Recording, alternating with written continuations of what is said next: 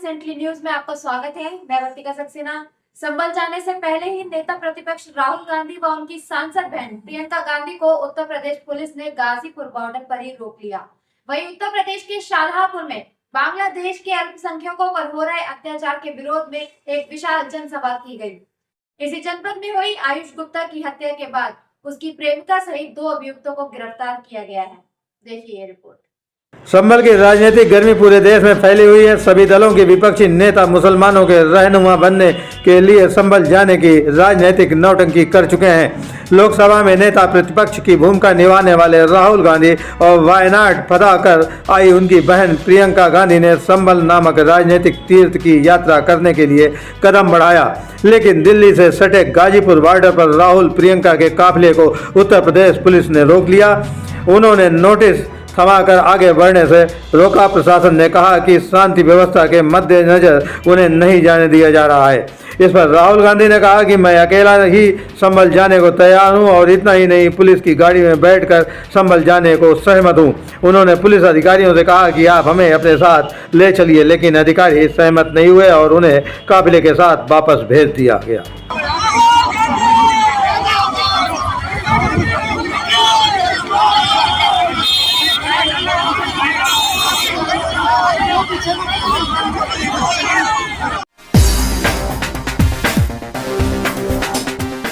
शाहजहांपुर में दिन दहाड़े कैंट क्षेत्र में हुई आयुष की हत्या के आरोपियों में से 3 अभियुक्तों को गिरफ्तार किया गया है, जिसमें से काजल नामक वो युवती भी शामिल है जिससे आयुष का प्रेम प्रसंग चल रहा था। गौरतलब है, आयुष के परिजनों ने आरोप लगाया था कि काजल व उसकी बहन पलक ने आयुष को फोन कर कैंट में बुलाया था, जहां पर कई लोगों ने मिलकर उसकी हत्या कर दी थी। हत्या के बाद मृतक के परिजनों ने आयुष का शव सड़क पर रखकर प्रदर्शन करते हुए आरोपियों की गिरफ्तारी की मांग की थी। फिलहाल पुलिस ने आनन फानन में काजल, आर्यन और प्रिंस को गिरफ्तार कर लिया है, जबकि अभी भी आधा दर्जन से अधिक नामजद हत्या आरोपी पुलिस की गिरफ्त से बाहर हैं। Recently news bureau. बांग्लादेश में अल्पसंख्यकों पर हो रहे अत्याचार के विरोध में आज बुधवार को पूर्व में की गई घोषणा के अनुसार शाहजहांपुर के खिन्नीबाग स्थित रामलीला मैदान में मानवाधिकार रक्षा मंच के आह्वान पर विशाल जनसभा का आयोजन किया गया, जिसमें सैकड़ों की संख्या में लोगों ने एकत्र होकर बांग्लादेश में हो रही हिंसा का विरोध किया। सभा को संबोधित करते हुए पूर्व गृह राज्य मंत्री स्वामी चिन्मयानंद ने कहा कि जिस बांग्लादेश में बिजली, पानी, सड़क, भोजन और यहाँ तक कि उनकी सैन्य प्रशिक्षण की जरूरतें भी भारत सरकार पूरी करती हो, वो देश आज हमें आंख दिखाने की कोशिश कर रहा है। वे शायद भूल गए कि यदि हमने ये सारी मदद देना बंद कर दिया तो वे भूख से बिलबिलाते हुए मर जाएंगे।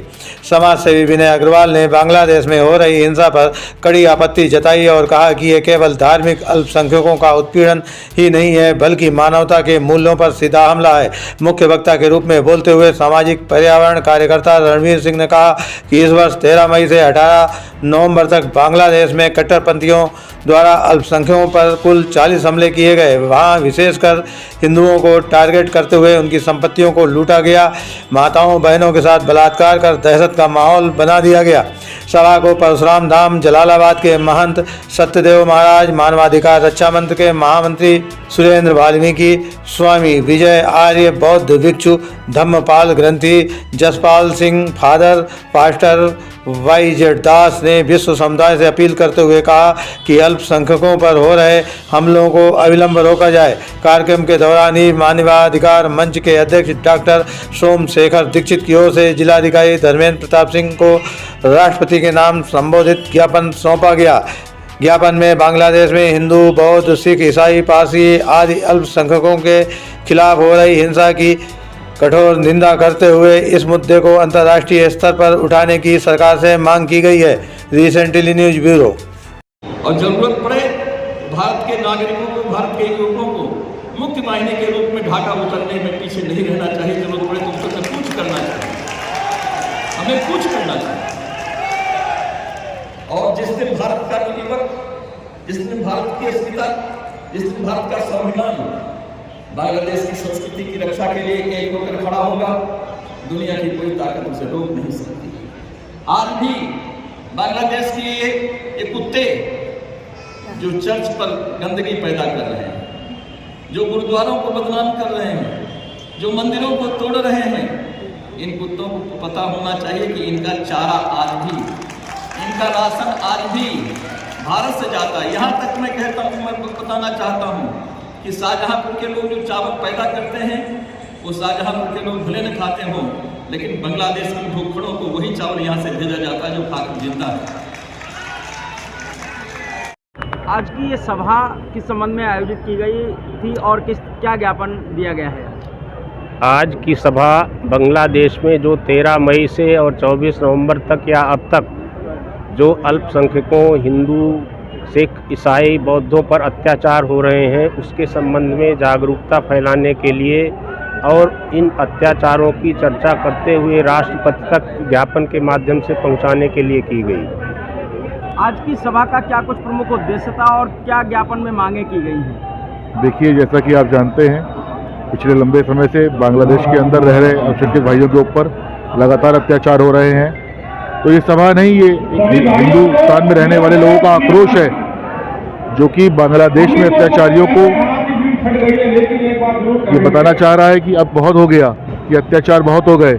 ये सभा आज यहाँ नहीं, पूरे देश में, मुझे लगता है दुनिया के अंदर हर आदमी के अंदर इस बात का आक्रोश है, जो बांग्लादेश के अंदर सरकार अल्पसंख्यकों पर अत्याचार कर रही है, अत्याचारों की अति हो चुकी है।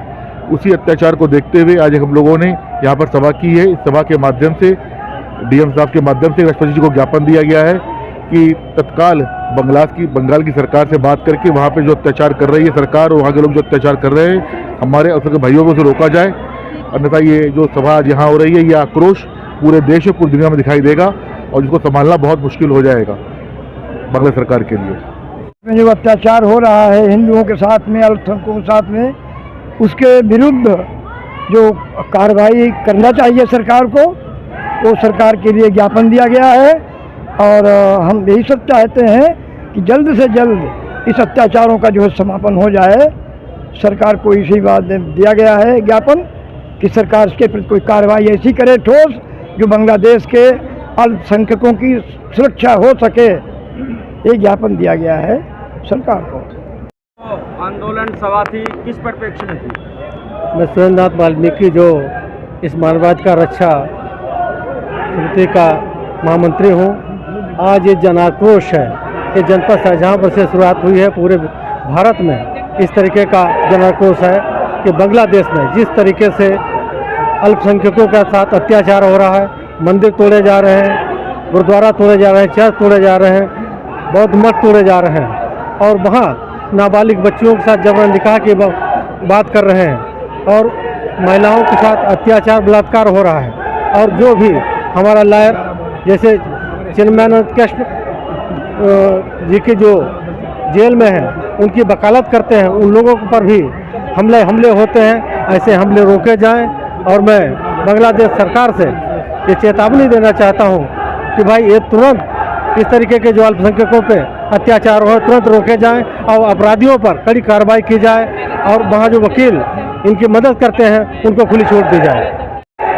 आज के सभा के परिप्रेक्ष्य में क्या कुछ कहना चाहिए? ये सभा आक्रोश है हम भारतवासियों के नागरिकों का, जो बांग्लादेश में हमारे हिंदू भाइयों के ऊपर अत्याचार हो रहे हैं।